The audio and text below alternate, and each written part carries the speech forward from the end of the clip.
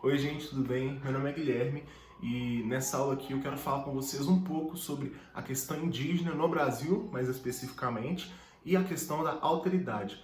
Então espero que vocês gostem e bora pra aula. Não sei vocês, mas a primeira coisa que vem na minha cabeça quando eu penso nessa questão indígena é justamente a colonização que aconteceu aqui em 1500. Bom, a priori a gente tende a achar que essa relação que aconteceu dos portugueses para com os indígenas foi uma relação até que amigável. Não foi tão ruim assim, igual muita gente imagina. Só que é justamente o contrário. Essa forçação de barra de mostrar que a relação não foi tão ruim igual a gente pensa é justamente porque a gente analisa a história, de modo geral, sob uma ótica eurocêntrica. Então, quando a gente muda a perspectiva, muda a ótica partindo pelo ponto de vista dos indígenas, a gente percebe que sim, foi uma relação extremamente violenta, extremamente conturbada. E quando a gente vai estudar necessariamente a questão indígena no Brasil, a gente tem que fazer esse exercício de sair da ótica eurocêntrica, porque aí a gente vai ver que, tudo bem, não foi tão ruim assim igual a gente pensa. Tem gente que pensa que até foi bom para os indígenas essa colonização,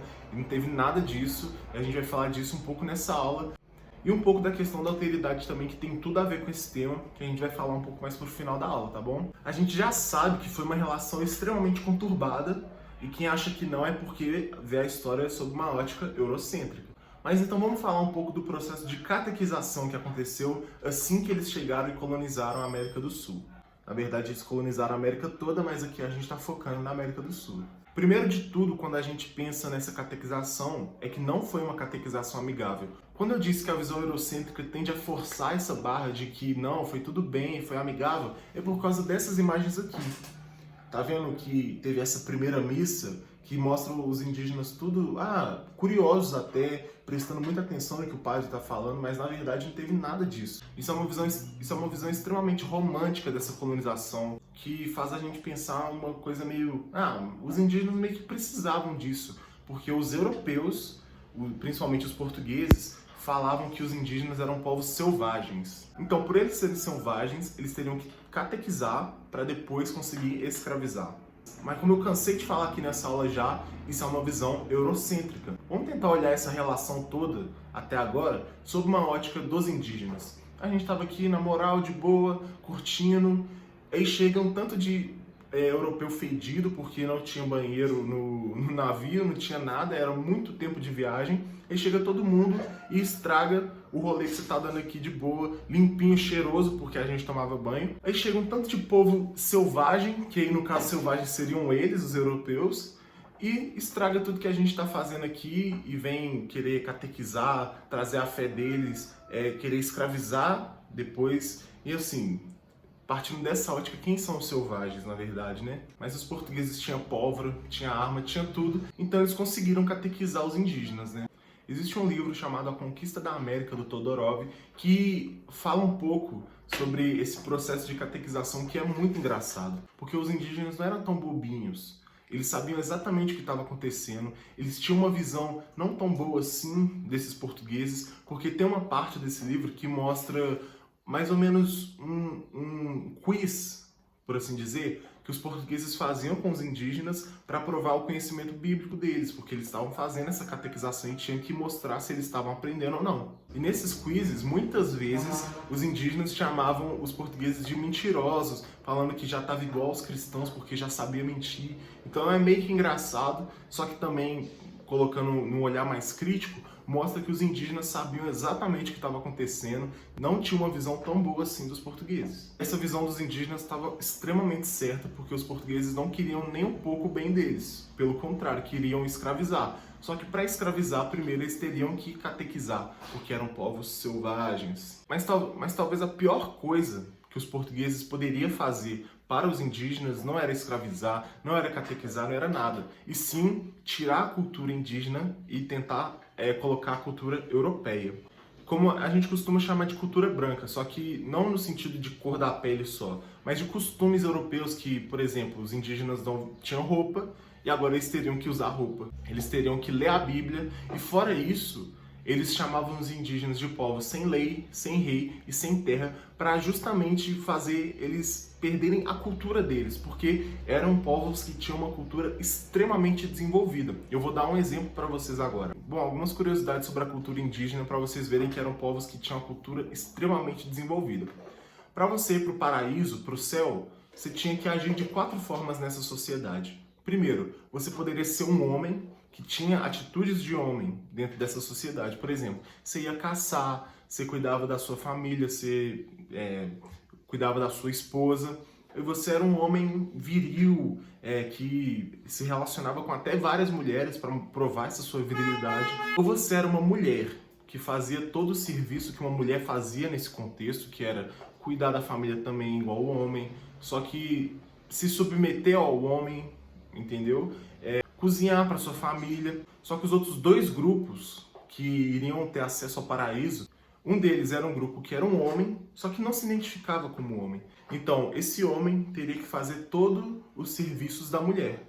E já o contrário também acontecia. Se você era uma mulher que não se identificava como uma mulher, você podia fazer tudo que o homem fazia nessa sociedade. Caçar, deitar com outras mulheres, olha que doideira. Isso mostra uma cultura extremamente desenvolvida. Então, quando o europeu falava que o indígena era povo sem terra, sem lei e sem rei, na verdade era para cancelar toda a cultura que ele tinha antes e colocar a própria cultura europeia.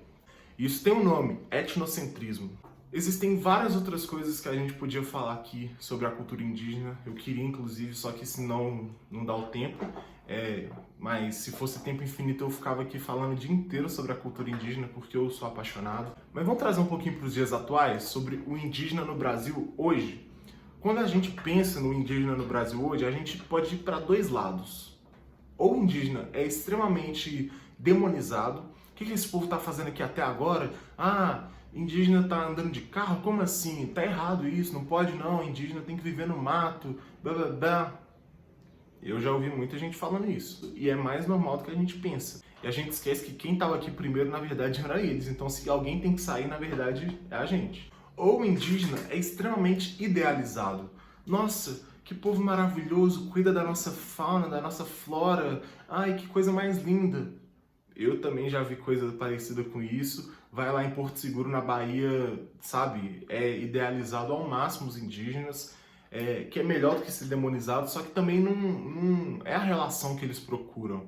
Eles querem viver igual pessoas normais, sabe? Tipo, a gente vive aqui, a gente mora no Brasil, e a gente queria viver como se nada tivesse acontecido, tipo, igual pessoa normal. A gente não queria ser nem idealizado, nem demonizado. E quem comete um etnocentrismo muito parecido com o que aconteceu na Europa, somos nós, os brasileiros. Por exemplo, eles têm uma cultura completamente diferente da nossa, no sentido de que para eles, matar crianças que nascem deficientes é normal, só que para a gente não.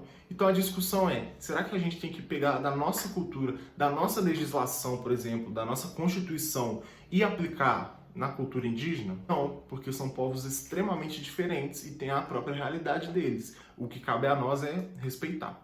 E a maior luta atualmente no Brasil em relação aos indígenas é sobre a demarcação de terra. Porque o que estava acontecendo antes era pegar um território que era indígena, matar todos os indígenas, demolir as construções dos indígenas e pegar e colocar um pouco da cidade lá, construir prédio, construir, enfim, qualquer coisa. E a luta hoje dos indígenas e das pessoas que apoiam esse movimento é demarcar terras indígenas, ou seja, essa terra aqui é indígena e ninguém pode encostar, ninguém pode mexer e pronto, final. E é isso que a gente está lutando hoje em dia, sobre a demarcação de terras. E houve também a criação da Fundação Nacional do Índio, a FUNAI, em 1967. E essa FUNAI serve exclusivamente para assistir, no sentido de dar assistência a esses povos indígenas. E tem fazendo um belo trabalho. Aí você me pergunta, tá, o que isso tudo tem a ver com alteridade? E eu vou explicar para vocês agora. Por acaso vocês já ouviram a relação que algumas pessoas falam de igualdade e equidade? Onde igualdade é colocar todo mundo no mesmo nível e equidade é colocar todo mundo no nível mais ou menos parecido, só que considerando dificuldades que outras pessoas têm. Ou seja, se você é baixinho e quer ver longe e uma cerca está atrapalhando, tem até uma imagem disso, eu vou colocar aqui. Se você é baixinho e quer ver longe, não adianta você colocar igual outras pessoas que têm diferentes tamanhos. Na verdade, você faz uma relação entre o tamanho que você tem para você conseguir ver igual outras pessoas conseguem ver. E essa relação é muito parecida com a relação alteridade e empatia. Onde empatia é a sua capacidade de se colocar no lugar do outro, ver sobre a lente do outro, que a gente falou muito aqui nessa aula hoje. E é isso. Só que a alteridade pressupõe uma coisa um pouquinho diferente, só que um pouco parecida. Se liga. Diferente do que você se colocar no lugar da pessoa, é você se colocar próximo à pessoa, partindo do pressuposto que você não consegue ter uma visão parecida com aquela. Por exemplo, eu sou homem, não consigo ter tanta empatia com uma mulher grávida, porque eu nunca vou ser uma mulher grávida. Então, a alteridade pressupõe que eu consigo ficar perto daquela pessoa, talvez entender o que ela passa, só que não me colocando no lugar dela, me colocando ao lado, enxergando as coisas que ela enxerga. Fez algum sentido isso? Bom, é mais ou menos isso que a gente tem que ter em mente. Então, trazendo isso para a realidade dos indígenas, a gente tem que ter essa alteridade com eles, no sentido de que nós nunca vamos ser povos indígenas, mas a gente consegue se colocar perto dos indígenas, tentar entender o lado deles, mais do que se colocar no lugar deles, porque não tem como. Bora resolver uma questão aqui só para afirmar o conteúdo? Vou deixar ela aqui do lado para vocês verem também. A língua de que usam por toda a costa carece de 3 letras. Convém a saber que não se acha nela nem F, nem L, nem R, coisa digna de espanto, porque assim não tem fé, nem lei, nem rei. E dessa maneira vivem desordenadamente, sem terem além disto conta, nem peso, nem medida. Beleza, continua aqui. A primeira história do Brasil, a história da província de Santa Cruz, a que vulgarmente chamamos Brasil. A observação do cronista português Pero de Magalhães Gândavo, em 1576, sobre a ausência das letras F, L e R na língua mencionada, demonstra a gente falou um pouco disso na aula, então fica fácil resolver isso aqui. A. Simplicidade de organização das tribos brasileiras? Nada a ver com isso, né? B. Dominação portuguesa imposta aos indígenas no início da colonização? Tem um pouco a ver, mas vamos ver as outras aqui para ver se tem alguma que responde melhor a nossa pergunta. C. Superioridade da sociedade europeia em relação à sociedade indígena? Simpática, né? D. Incompreensão dos valores socioculturais indígenas pelos portugueses? Não era bem uma incompreensão, eles sabiam muito bem o que eles estavam fazendo. E. Dificuldade experimentada pelos portugueses no aprendizado da língua nativa? Não, nada a ver com isso. Olha essa C aqui. Superioridade da sociedade europeia em relação à sociedade indígena.